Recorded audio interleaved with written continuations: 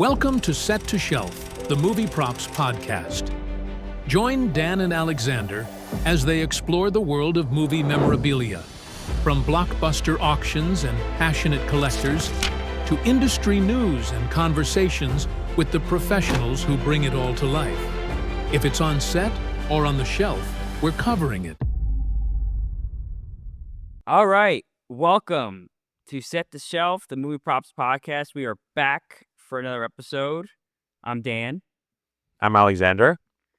And we're here to talk about the London Entertainment Memorabilia Live auction that's coming up in a few weeks from the London office of Propstore. The catalog is great, as always, and we're looking forward to diving in. But Alex, before we cover some of our favorite pieces, how you doing? What's new in your world? And I'm doing good. I had a little story I would like to share with our audiences. I had a little trip to New York a week ago, and the reason for that was Paul Myers, who is Mike's brother, wrote a book about John Candy, and they were promoting the book in New York City, in the one of the famous bookstores there, and Mike was um, invited by Paul to have a conversation with about the book and talk about John Candy.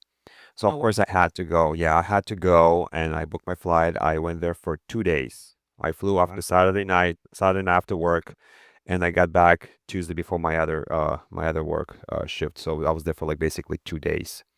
And the event was Monday night. It was a great event. I mean, you barely see Mike in public because he's kind of a very private person, so he doesn't do any appearances that much. So catching him anywhere is it's a treat because he likes to hide from people. Like I'm sure a lot of celebrities, it's a lot of attention. It gets a little overwhelming after a while. Yeah.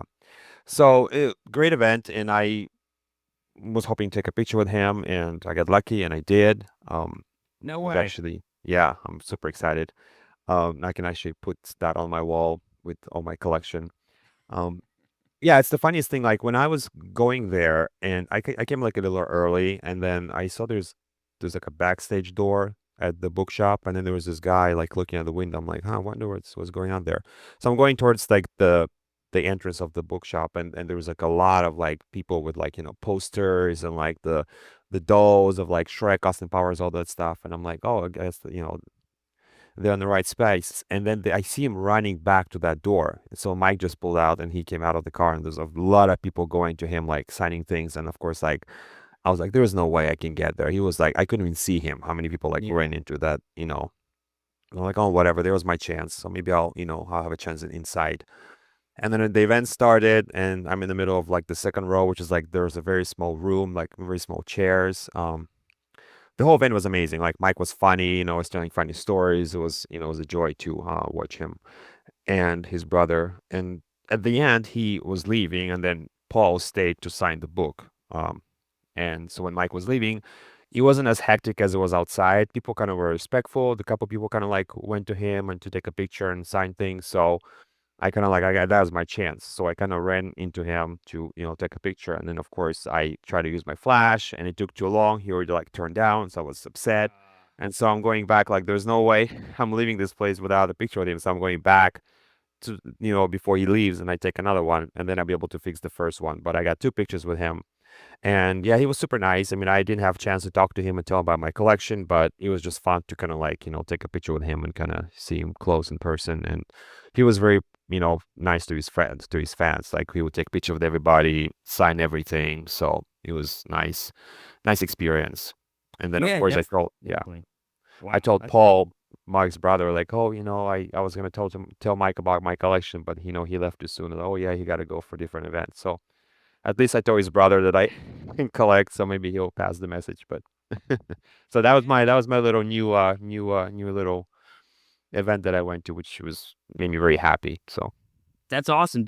So you really had no chance to chat with Mike? Mike was kind of in and out. yeah, but it's not his event. That's his brother. He didn't want to take that kind of like fame from his brother because it was his brother's book, and he was the right thing for him to kind of like get out of there before, the signing starts. But still, I mean, I'm sure I'll have a chance to tell him, it's still, he's young, I'm young, so we got time to meet, he's hopefully soon. But yeah. What's new with you? Anything new in the collecting world or any Me, nothing too new. I was actually recently I was recruited to join Collectors Call, not as a person to be featured in terms of their collection, but as I was in the expert role. So that was really Oh wow. cool. From that this past weekend, airs sometime next year, and it's like I'm their go-to guy on the East Coast going forward. So, you know, That's amazing. Wow. share. Thank you. Yeah, don't want to share too much, but yeah, looking forward to many more um collections to see. But that's really Excited. yeah, no, that's new prop wise, which is kind of cool. But yeah, I have to see that episode when you were in. That would be cool. Okay. yeah, they said it'll air sometime next year because the programming and scheduling team has to figure out where it's gonna fall within Yeah. the schedule. But yeah, definitely let you know, let our friends know, and it'll be good. Looking forward to it. Do you know like how often like are they gonna use you? Like, did they tell you like, okay, we're gonna use you like let's say like 5 times or whatever? Is any like kind of like a future with this? Like, did they tell you like, are you gonna be like regular like every time, or how often they gonna use you for the future episodes? So it's based on the content. So anything prop related, Yeah. two criteria. One, it's movie prop costumes related into East Coast, because I'm in New York, so it's in they has to make sense. If they've Yeah. shoot down in Florida, it's like that's not really geographically convenient. Um, within the tri-state area, Massachusetts, Philly, maybe Maryland. But yeah, it's my first experience. It's really great. Cast and crew were awesome. Lisa Welshel, she's an awesome host. Really great to meet her. So yeah, it's definitely you're grateful for the opportunity. Looking forward to my next shot at it. That's amazing. I cannot wait to see it. Yeah, it's my television debut per se. Amazing. It's gonna be fun. Yeah, Congratulations. That's awesome. thank you. Yeah. Um, So should we start our little dive in? we shall, and this beefy catalog. So kind of preface, for our audience. So we're not gonna go through the entire catalog. That'll take forever. So Alex and I have put together a kind of our highlights, favorites from day one. Highlights and favorites from day one, and then some of the bigger items that might have not fallen on our list. We'll touch on them. But since Alex, I know he's going to go off first, and his pieces come first alphabetically, I will let him kick things off. Sounds good. Thank you. Thank you. Yeah, so the first there are a couple of alien pieces that, they have great alien collection. But after the aliens, we have Austin Powers items. And the first lot is not lot 24 is Dr. Evil suit from International Man of Mystery, which is the first movie. I've been doing research. I went to London, not London, the LA office. It's still an LA office, so I went to see it in person. That and the next lot 25, which is a mini-me costume. I went to see it in person, and I'm really interested in those pieces. And I'm kind of going back and forth. But I think I will definitely have to give it a try. There's a little thing with Dr. Evil where like his pants really don't really match, and I'm doing a lot of research right now about that. And when you see the person, it's a little kind of like better than the pictures, but it's still kind of maybe. So I'm still like going back and forth with Propstore. Like they're helping me. They're being really helpful. Setting up the meeting there to see the pieces, and also like doing the research with me, giving me all the information I need. So thank you, Propstore. You guys are amazing. You're doing a good job with, helping people, do the research on the pieces. So, and yeah, so most definitely it came originally from New Line Cinema auction, which was like, 2017 or how many years ago, from 1997, the first film. Yeah, so it's the collector had it this whole time. So that piece never showed up before. So I'm definitely going to try to, get it. Same as the other one, the mini-me lot 25. I Yeah. know where this came from. Yeah. So Yeah. So I mean, Alex, so you're a guy. You don't sell anything ever. No. So these two costumes are coming up back to back. Obviously, you gotta buy. You want to buy them, and obviously things cost money. So, kind of, what's your approach in terms of going after the Doctor Evil? Because that's the first one that comes first, the Doctor Evil costume, right? Right. Yeah. So, I mean, I'll try. I mean, it's already like a very like, aggressive opening bid. So, there's not much really room for me to kind of like have a bidding war, here. So it's one of those one or two bids and done kind of thing, because it's already high. The 20,000 pounds, it's the opening bid, and Yeah. the pound is not in our favor right now because I think it's as of today, I think it's a dollar 32. 32. Yeah. So it's basically 20,000 pounds going to $26,000 real fast, So you gotta also like do the math before you bid. Um, but I'll give it a try, and if I get it, I get it. Yeah. If I don't get it, I'll have extra coins to get maybe a little higher on mini me. So that's the plan. If I get Doctor Evil, the same thing with mini me, like a couple bits and see what happens. But if I lose Doctor Evil, I might get a little more aggressive with mini me if somebody's going to be bidding against me on that one. So that's basically the plan. Yeah, and for people who aren't familiar with Austin Powers franchise, why do you? Because behind you, you see that you have some you have a Doctor Evil costume and you also have a mini me. So why do you want these? Like, it sets these apart from what you already have in your collection? Well, I always like Doctor was my favorite character. So everything Doctor Evil, like, I'm obsessed. I need to have everything. And not only that, like, this is the classic gray suit that it's been on my list forever. Like, I have a large collection, but I don't have a gray suit yet. So I have to have it. I know there is multiple up there. Like, each film has at least two that Mike wore, plus there's other ones they made for the photo double. So, but there are at least six gray suits up there from Mike. Two from first film, two from second, two from third one. So, and I know there's two in private hands, and there are three sold in the past auction. So this is like the one, two, three, four. This is the sixth pair that I've seen. And I mean, I think this is my chance because all the other ones, I don't see them coming out for an auctions anytime sooner. And the ones in private hands, the people I've been trying to get it, they don't selling anything. So this is probably it. And the same with the mini me. Like, I have other mini me costumes, and the Spyro Shag Me is my favorite film out of three. So, and it's his classic gray suit as well. So I have to have it. The only thing is, like, I mean, this mannequin is kind of scary looking. So if I win it, that will be really quickly changed. I don't want to chase him at night. It's like a creepy, scary looking face and all that. Yeah, so that's gonna be redone if I get it. But yeah, so these are like, the classic gray suits, like, I have to have. Even though they're from different films, like, this is like my holy grail pieces that I have to get, or at least try to get. Give it a shot. So so if you don't get one, you will be happy with the other, or it's a two must have for you. But two must have, but I mean, it's like it's Within my reason. fine. Yeah, it has to be reasonable. I don't want to overpay, So I might win them both. I might lose them both. Like, you don't know that, but we'll see what happens. But those are definitely I'm going for, because there's other two lots, which is 26 is Doctor Evil Pinky Ring from the Spyro Shag Me, and the lot 27 is the stunt blue suit. Mm-hmm. Um, the ring I already have. I have the ring from the Spyro Shag Me with Mini Me. I have a set of two rings displayed beautifully, and then I have the gold member ring, Mike's Doctor Evil ring from gold member. So I'm not interested. The stunt suit, it's like, I'd rather have Mike's blue suit over the stunt one. So basically, kind of like, out of four lights, I'm going for two. Okay. Very cool. So we'll see what happens, but it's exciting. See, I'm kind of like, this year, like, it's been quiet for me. I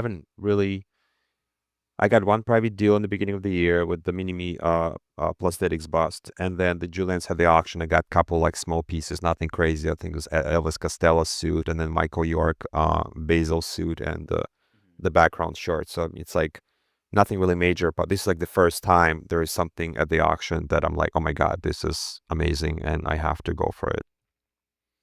Yeah, which is good. I mean, it's it sounds like you didn't blow all your money in the beginning of the year to where it's like now you're handcuffed and can't do anything now. So even though you spent some money, it's you still have ammo to work with. So it's should be exciting. About a month from now, we'll be curious to Yeah, see what happens. we'll see. It's 4 weeks. I mean, it's less than 4 weeks away. Hopefully. This is like this is so hard waiting for that. It's like I want to know now, yes or no. And that wait is like so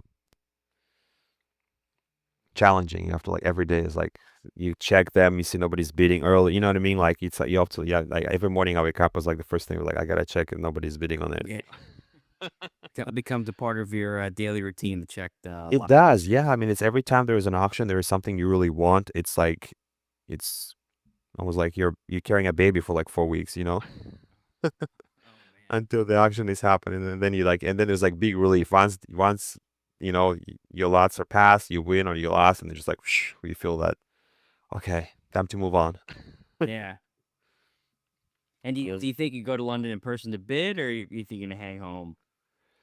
I'm like back and forth, like because do you want to go? I mean, I kind of like had so much fun being there like 2023. I was bidding on Beyonce dress and the mini me outfit in person, and I had the best time of my life. And so like I'm kind of like going back and forth because this is a big deal. Like if I'm really like bidding, like it'll be a different experience to do it in the room.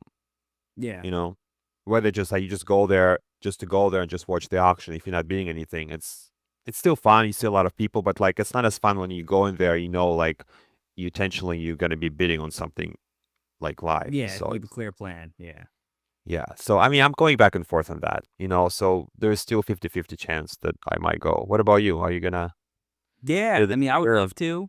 I love to. Like I said, I have a lot of friends over there, as you know, and I've only chatted with them, whether it was professionally for work via Zoom or friends, just via Messenger. So it'd be cool to meet people in person rather than talking to a them over a digital screen. I've never been to London either, so it'd be cool to sightsee. I've always wanted to do the Warner Brothers studio tour for Harry Potter. It's big on my list, and again to meet people. So it's like you, I'm tossing around the idea. I do have vacation days to use at work, so I don't know. I gotta decide soon though. So, um, Same, same. So we gotta figure it out. Because if I don't go, then I'll have to get up. Like it starts 7 a.m. LA time, so it'll be like an early morning for me. Like getting up at 6:30, set up my computer, and watch it from home in the yeah, early morning. So it'll be more fun to be there, though. I mean, this is like open bar, and they have food, and all the people are fun. They're more friendly. Like LA is kind of like I don't know. It's just not many people show up, first of all, on live bidding. I think last time was like maybe 15 people there. And in the UK, just like you have to get your seat right away because that whole room fills up. Like the whole place. It's like there's no seats available to sit inside. There's like so many people there. So it's and, different experience. and primarily, I'm just thinking, do most of the Austin Powers items show up in London auctions versus LA? I don't know why. It's like, and the funniest thing is I know some of the pieces coming from LA, they're just selling them through London. Like for example, the Mini Me and Dr. Evil I just saw they're in LA. So somebody from the United States, consigned them for the auction, but they sell them. And yeah, most of my stuff, every time like I bid on stuff, it's always UK. It's like not in my favor because the pound is higher. So I always have to pay more, more money. But yeah, most of my auction winnings from Propstore, most of them are actually from the UK. Yeah, it's so strange. Hmm. Nothing really shows up like major pieces show up at the LA auctions for some reason. Yeah, it's interesting. Yeah. Yeah, So that's another one right here. Like there's four amazing pieces, and I'm going for 2 out of 4. So it's like here we go again. It's like UK. yeah, So I'm kind of like I'm kind of train myself. Like if there's like a BC pieces show up throughout the year, I'm like, yeah, I should wait because I know it's gonna be a London auction. I'm sure there's gonna have something from you there. So I'm yeah, like, yeah. Yeah, I it's kind of tough. train myself away, yeah, to wait for the London sale because I know they always have something good, some good stuff. Like last year, I won the prison mini me outfit from the UK sale, Okay. Yep. Yeah, I and the remember year that. the year before that, I got the Beyonce and the Mini Me submarine layer outfit, and then before that I got the rings so it's like every year I feel like I always get something from the UK auction. And it's interesting. I'm just not to bust your chops, but it's interesting like how much extra money you're spending in the London auction because of the currency conversion. I'm just curious how much money you potentially would have saved if they were in LA. Well, Probably a good I'm bit. gonna tell you something else. Like I feel like I get lucky. I feel like if those items were in LA, I feel like I would have more competition, and sometimes I maybe would have paid more money. Why? Because London auction always starts super early for United States, especially like the West Coast. It's 7 a.m. Yeah. And so they're doing it now 7 a.m. Back in the day when I was bidding in 2019, it was 5 a.m. my time. So I had to be up at 4 o'clock in the morning. And Oh so Lord.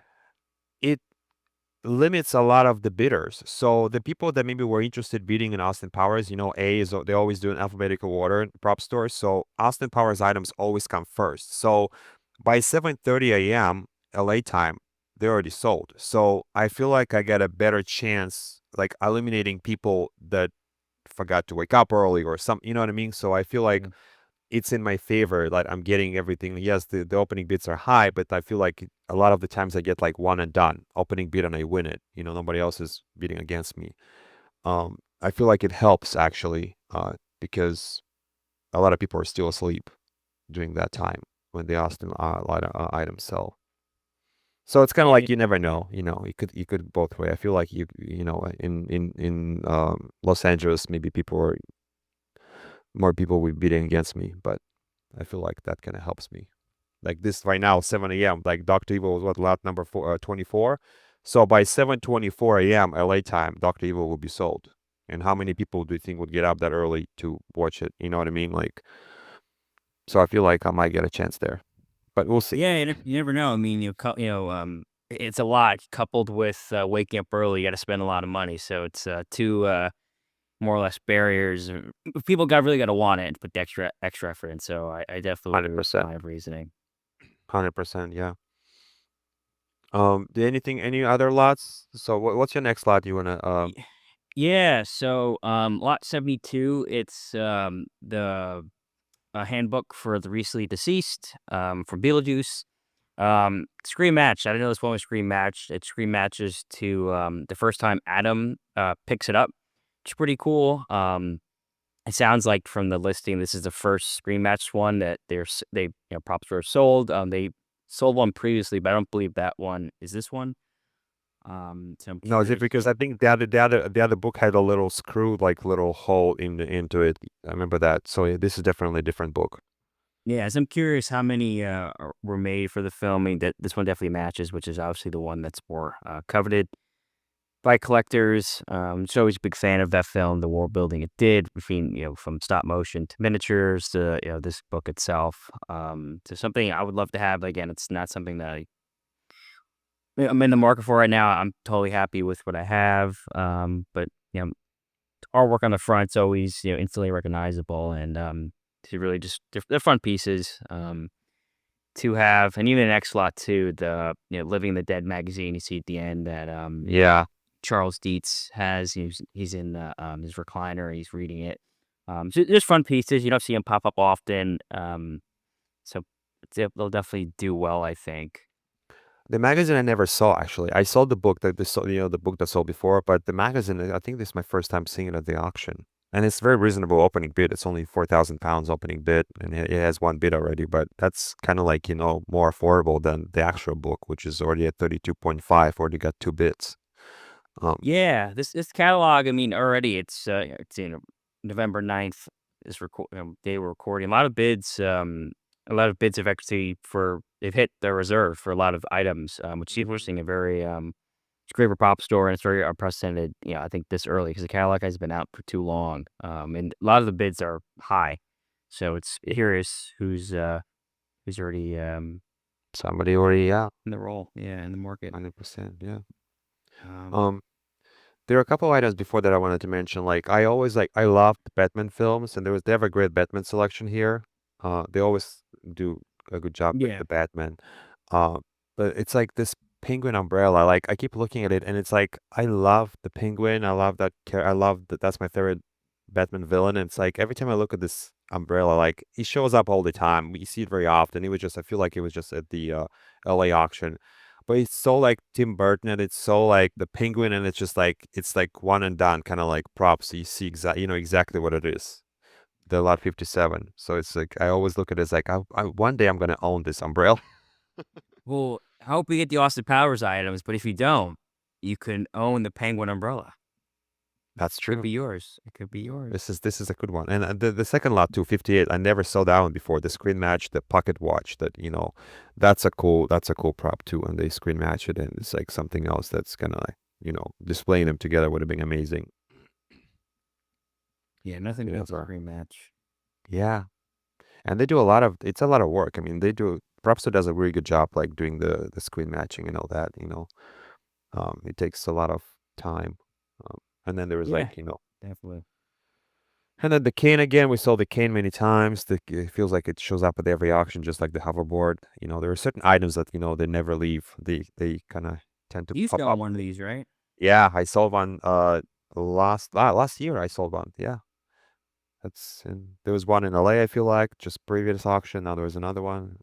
I mean, they made so many of those canes. Like I watched the interview, I think it was Jim Carrey was saying like they made hundreds of them for them because he keeps breaking them all the time. So Oh, wow. And so there's so many of them. I'm sure he has one as well, you know. If you want to have a cane, you want to have one from his collection. And that is true. Nothing That you, beats yeah, nothing beat that. yeah. Um, I always like to see Birdcage because that's one of my favorite films. I love comedy, and I love Birdcage, Robert Williams and Nathan Lane, and always fun to see the outfits from that film. Also, something like I maybe one day I was like I want to have. I mean, I would want to have like the Nathan Lane outfit when he's in drag. That's the costume I would want to have from that film. Um, I think I know. I saw on Facebook somebody owns it. I saw the listings of it. Somebody showing off the collection. I think it's in private hands. But yeah, always fun to see birdcage stuff.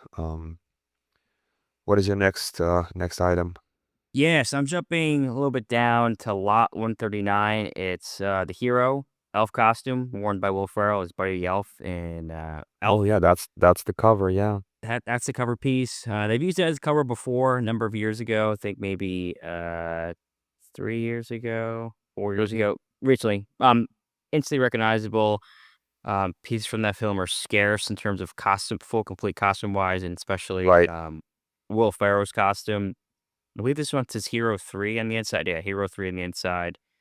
So yeah, this film classic. I think it's becoming a cult. It's gonna be a holiday staple, like Christmas Story. I mean, it's on every year. Yeah, the film itself really just innovative techniques to use forced perspective. Will Ferrell. Walking through the streets of New York. It's really fun. Jon Favreau was inspired by the Rankin Bass stop motion films of the '60s to you create the world, and it's reflected in the costumes, or the warm colors in the costumes.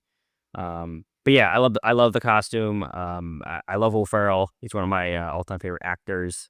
So this one will definitely go for a lot, and timing's perfect too. The auction is in Yeah, December, and the Christmas vibes will be high. So I definitely think this will definitely surpass the estimate. What's the highest on this thing? 200,000 pounds. Yeah. So I can definitely see it hitting at least 250 before a hammer. So yeah, that's all I got on that one. It's a fun one. no, that was smart. That was smart for them to put it for the December auction because that's a very good move because it's Christmas time and it's like it's gonna do really well for that um time of the year. The only thing is like the replica hat. So whoever buys it needs to find the screen used hat. That's the Oh, only that's thing replica. that's I didn't know to see yeah, that. yeah, replica hat. Yeah, the costume is screen matched, but the replica hat is on top of it. So, but I mean, yes. Do you think it's like the prop store collection from them? Because I think didn't they have one in the UK? Did I Stephen think Lane? so. I'm not too sure. I mean, I know there was one. But this the one sold Yeah, previously. I don't know if this is the same one.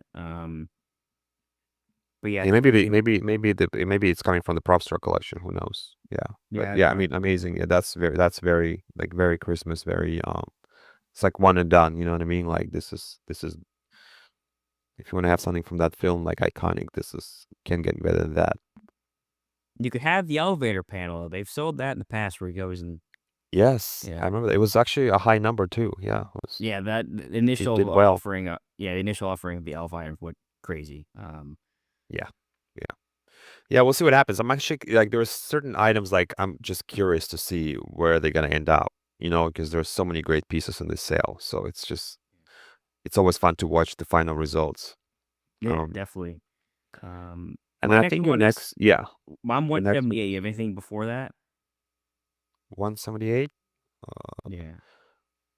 No, just the Fifth Element things. I feel like it's amazing that they have a really good couple items that already have reserve. Um, the multipass is awesome. It's already got opening bid, like actually one above. It's only 57.5. That's an amazing one. Screen matched, light up, multipass. Probably like again one and done from that film. Yeah. So kind of curious to see where it's gonna end up. Um, Yeah. yeah, it's great items from Fifth Element. And the Fight Club, I kind of like look at the Brad Pitt costume for the match one with the Yeah. red leather jacket. That's an awesome piece. I think that's gonna do well. And you said your next one is one. Yeah, 170. Yeah, 178. I mean, there's a whole string of 178, 179, 180, 181. Whole really just impressive Goonies collection. Oh my God, yes, we gotta Yeah, talk about that. 178 is Mikey's screen match. The Bloom. Everyone knows what he matches the rocks. Looking through it, and it matches uh the rocks there. Oregon. Iconic scene. Obviously age is showing on it, but again, given what is it made out of copper, I believe, or what is that metal? Yeah, looks like That it. Yeah, that's gonna age. It's a natural material. That's just gonna happen. yeah. 179, 180. The Sloth Cutlass, the Fratelli Brothers Cutlass. Really impressive pieces. A really good friend owns those, so definitely hoping those go super high for them. In a 181 data stunt trench coat, Ki Kwan, it's signed. Some people are turned off by that. But again, how many times do data's trench coat pop up? So again, it's something that's really a rare opportunity for Goonies fan. Again, the Goonies, it's a timeless film. I believe it's celebrated its 40th anniversary. Was it this year or last? Or this year? It was 40th. This year, yeah, this year they were showing it at the Yeah, theaters. Yeah, yeah, 1985. So again, great pieces that seldom come up. And again, it's a really impressive collection they've sourced for this auction. oh yeah. Well, the coat showed up like I feel was it last year? Propstore sold one. There's a few. I mean, I believe Yeah. the So third this one. one I definitely definitely we sold those, but the swords I mean that's I've never seen that before, and the 178 those three lots before that is just those are like very rare, and it's like if you're a Goonie collector, this is your chance to get something because we see those like treasure coins. They show up in every auction, and they're half of them are questionable. You know what I mean? Like there's no like Yeah, it's hard to like really know they're real or they're fake. So it's like, and they show up all the time. So it's like you don't see anything good from this film, and this is like the chance for our audiences and bidders and collectors to get something really amazing other than just like this treasure coins that show up in every sale. So this is a very great Goonie section. I agree. This is amazing. Like somebody has, deep pockets, get all those four items. Here's your Goonie collection right there. Just yep, put them all together. Here you go. yeah, definitely. I mean, previous auctions we've seen just for the most part like treasures, like maybe they're like jewels or like necklaces or like Yeah. silver or the chalices or whatnot. Those have been going for crazy amounts. So I'm curious how these are gonna do. I'm probably I'm going to sure be they'll do double. very Yeah. well. Yeah.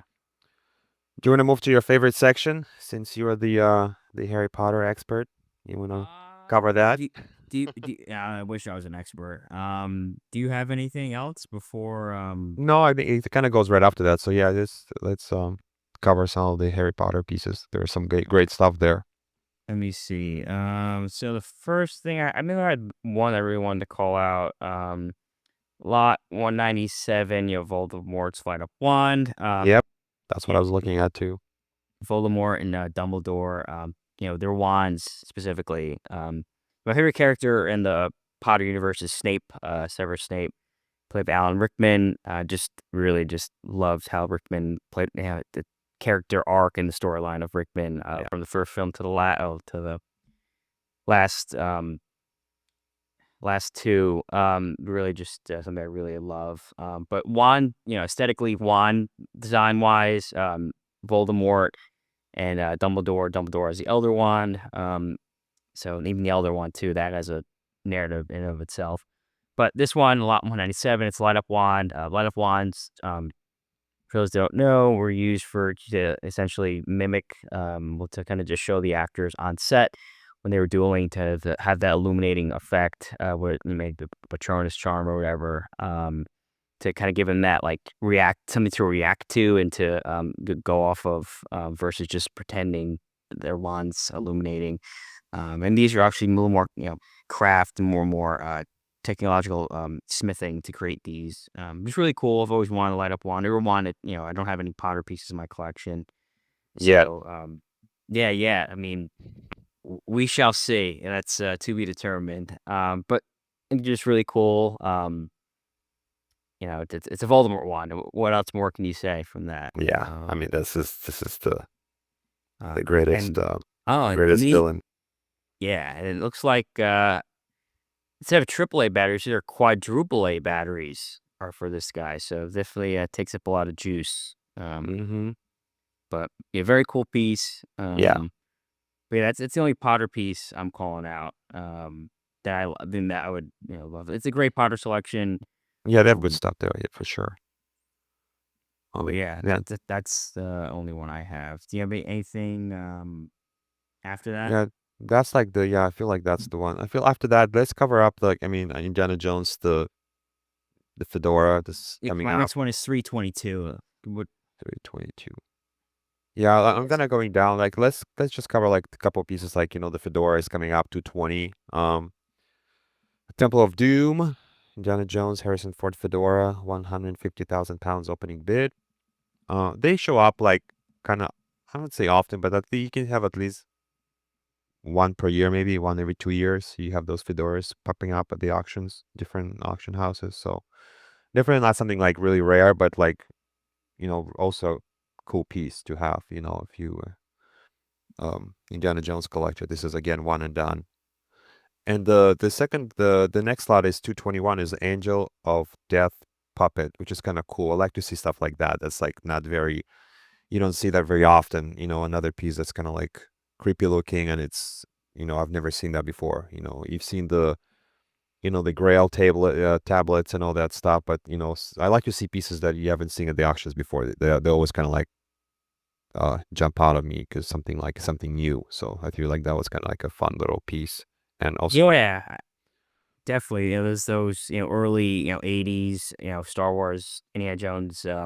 Those films more or less they reason why they impact they made and how they've held up over time is the practical effects, visual effects, and that was done by ILM. So those early guys at ILM really paved the way and really made an impact and on these films, and just I don't know, just made them what they are then and now. So definitely using things like puppets to create those practical effects and just those visual effects really was really ingenious for what they had technology they had to work with at the time. 100%. What's your next one? He said two. So I'm 322. Oh, 322. So that's going to be the Shining stunt axe. Okay. Let me see. I don't think I have anything before that. I mean, I always like to see the Mars Attacks. I love that film, and I would love to have one of those puppets one day too. It's like one of those like one and done items, which is like very affordable. One day I'll definitely get my hands on that. I would love to have one of those. If you don't get the Austin Powers stuff and you don't get the Batman umbrella, it could be yours. Then there's Mars Attacks. That's right. It could be yours. You can start branching out. Well, I mean, yeah. What happens if like Propstore will have a lay auction? It's gonna have something like I want. He said I have to be careful. I'm messing with you, don't I? No, I mean, I honestly like if I had all the money in the world, trust me, I would be like Peter Jackson buying everything. Yeah. Nightmare Before Christmas kind of cute. There are a couple of things there. I like the cat. The cat puppet is kind of cute. I like that one. Yeah, and I believe that Uh, those come from the collection of Chris Sarandon, who voiced Jack Skellington. oh, he's selling them? Yeah, so if you see in the catalog, it should say I believe it's the Chris Sarandon Yeah. collection. Yeah, so it looks like he consigned them. I'm assuming after Yeah. they're so yeah, so definitely great provenance. Definitely something that you would want to own. I believe the jack heads are early early testing heads. But Yeah. still, they're great. They have the Oh, yeah. expressions on their faces, and definitely the more affordable route compared to a full jack puppet. Yeah. Yeah. No, those are cool items. Yeah. And then actually the lot before 290 is the screen matched Tim Curry costume from Puppet Treasure Island. I All love right, Tim Curry. That's a great suit. Like a great outfit. is that complete or is it missing? It looks like it's complete. Yeah. They have Looks like shoes.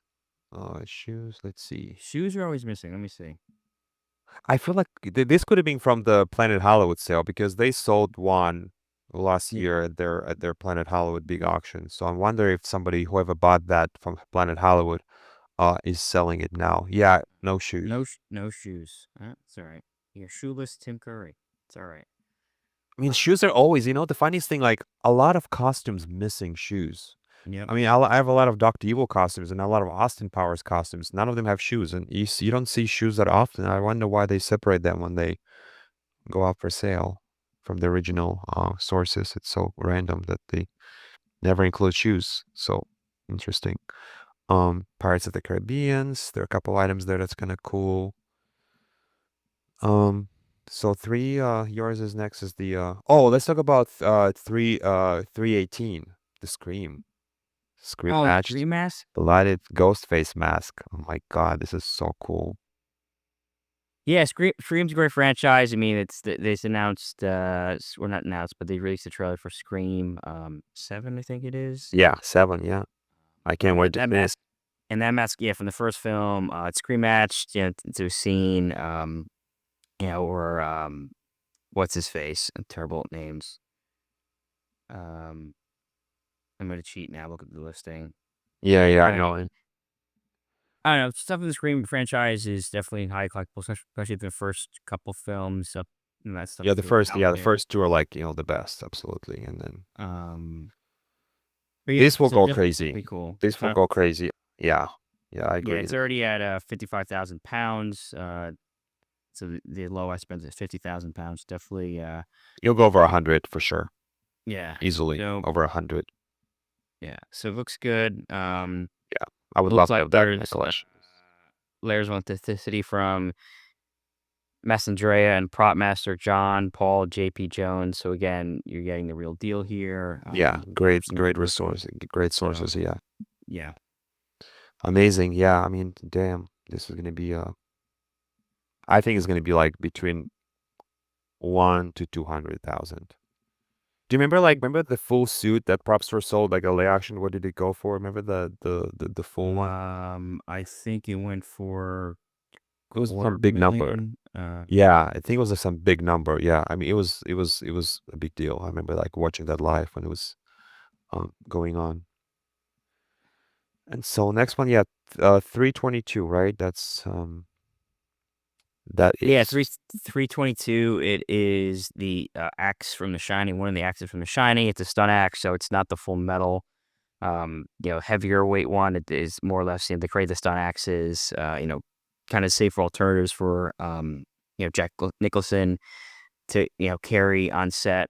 Because obviously the heavier ones are heavy, use more energy. But yeah, The Shining, probably one of the most I don't know. To me, the best horror movie of all time. Stephen King. Just the lore around that film. I watch it every year on Halloween. Yeah, so it definitely, yes. Say no more. When you say The Shining, for the most part, people who are cultured and they understand horror and American pop culture, they know what it is, and these axes are great. yeah, Yeah, definitely. that's really not much to say. It's no bids yet, but definitely. He's gonna go. He's gonna sell. It's gonna be iconic piece. Yeah. Yeah, I like that one a lot. Um, and I'm surprised, like after that, very small Star Trek section here. Like usually it's like the Star Trek and Star Wars. Those are the ones I can care less about because I'm not a sci-fi guy. But usually it's like it's very long, Star Trek section, it's very long Star Wars section. And for some reason, like this Star Trek is like only couple items, and then it goes straight to Star Wars. Yeah, they limit. I'm curious. Surprised they slimmed it down. And also too, there's no Ghostbusters slots in this, Oh, that's right. Yeah. There was which is nothing really. because usually there's always a solid presence, more a presence for Yeah. the first two films. So curious. I don't know. Maybe they just didn't. Maybe they bumped it, or I don't know. They didn't get any good top notch material for the auction. Oh, the collectors is keeping it. Nobody's willing to sell yet from the Ghostbusters. Yeah. So Uh, we'll see. the next one is the Star Wars. You want to talk a little bit about the Star Wars? We can. Yeah. I mean, There's a I'm not couple pieces. Yeah, I'm not a big Star Wars either, but like just a couple pieces that kind of like just jumped out. The 338, Obi-Wan Kenobi's, Evan McGregor's lightsaber, which is the letter comes from George Lucas, which is kind of fun. It's kind of like it almost like adds the value of the piece because you've seen so many of them selling, and this is kind of like a nice little backup that comes with it. So I thought it was kind of cool. Nice combination. Yeah, the LOA notes Obi-Wan used this exact lightsaber in fight sequences for the film, though it is unclear if it was worn on the Jedi's belt or used for dealing with a blade affixed in those sequences. So again, that's pretty cool to Yeah, have. cool item. Not many sabers have LOAs signed by George Lucas. George Lucas, yeah. So 38 reserve at 75,000 pounds. So good luck to Yeah. anyone else who wants that, because that is a lot of money. And then the two other big ones is like 348 and 349 is the Boba Fett, the hero screen photo and serial number matched raffle, and then rifle, and then the rifle, and then there's like the pilot helmet. So those two items kind of like What lot number is that? 348 and Okay. 349. Boba Fett and the Yes, this one it's screen matched. So according to the listing, I think a lot of it's like mixed original and replica. Still cool, again, something yeah. you see that like you're curious to where that was from time filming rep to now. Yeah. Again, Propstore seems to always have these high level Star Wars pieces, which is great. They always have and great selection. Yeah, I agree. handful of people who can afford that, but Mm-hmm. it's great. Yeah, it's Boba Fett. I mean, again, Jeremy Bulloch, late Jeremy Bulloch. Stuff that he used during the film's exceedingly rare, and for this to come up, it's definitely a head turner. So kudos to them for sourcing it, and I'm looking forward to seeing what it goes for. Yeah. Yeah, I feel like that the funniest thing. I feel like I'm the minority of people. Like I could barely finish the first Star Wars film. I was bored to death, and I never saw any of the. I just never, I could never get into it. And it's like I feel like I'm one of the few people that doesn't like Star Wars. Okay, interesting. Yeah, I mean, it's either you love it or you don't. Yeah, it's like one or the other. I didn't grow up watching it, so I never gonna like have that nostalgia from childhood and stuff like that. So it's like, and I don't like the sci-fi to begin with, so that Yeah. doesn't help. And I'm kind of glad because like looking at the numbers, what Star Wars is going for, like I'm so glad I'm not in love with that franchise. So it saves me a lot of money. Yeah, more money for Penguin umbrellas. Yes, and other stuff that I love. Yeah. Absolutely.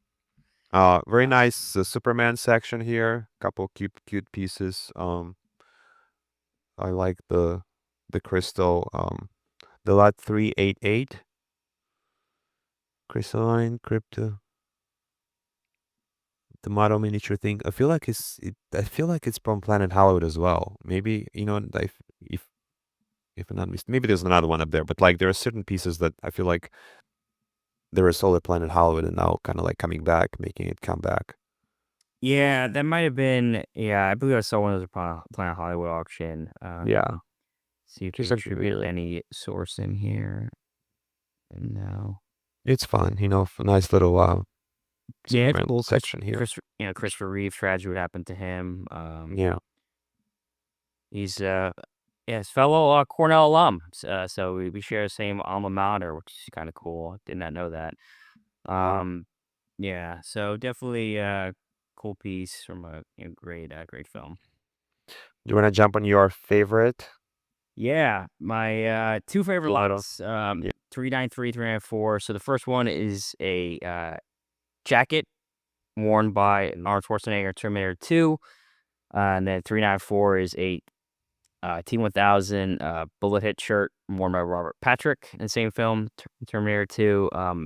Greatest action film of all time, I think. The jacket itself, it's one that they didn't match it, but assumingly it was worn again in the film because that's when Arnold's basically gone through the ringer with T-1000. He's all distressed, beat up. His arms, basically, his hands missing. He's really just beat up, and one of the sleeves is missing. It's also signed, which like doesn't bother me too much. I mean, some people have their opinions. Like, I wish obviously it was on the inside, but it's pretty cool that someone reunited with Arnold. And then the T-1000 bullet hit shirt. Again, still very cool. The effects Stan Winston did for this film, what they built for it, is incredible. Again, for the time. Actually, I just love this film so much. I actually saw it. Yeah. Back in 2023, I was in LA and Arnold was doing a talk for his book that he's doing through Taschen, the publisher.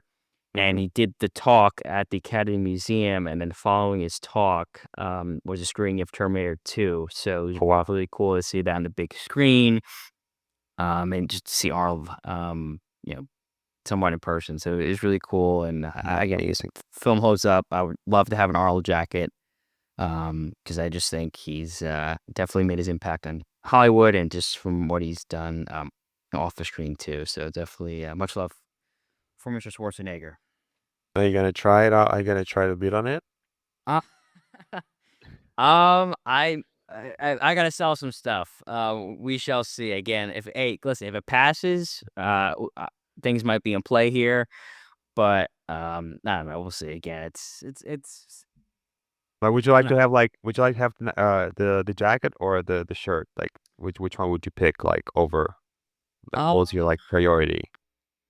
I mean, the shirt's cheaper, but if if money wasn't an option, I would want the jacket. I just think it's so cool, and it's like instantly recognizable. You know it when you see me. For me, you know what it is when you see it.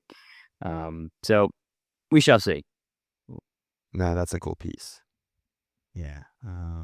I also just rewatched the Terminator 1 and 2 back to back. I watched them both. Yeah, like a month ago. It was Yeah, T2's on. Yeah, it's great. I mean, T2's on Netflix. Actually, Austin Powers films are on Netflix too. I don't know if you knew that.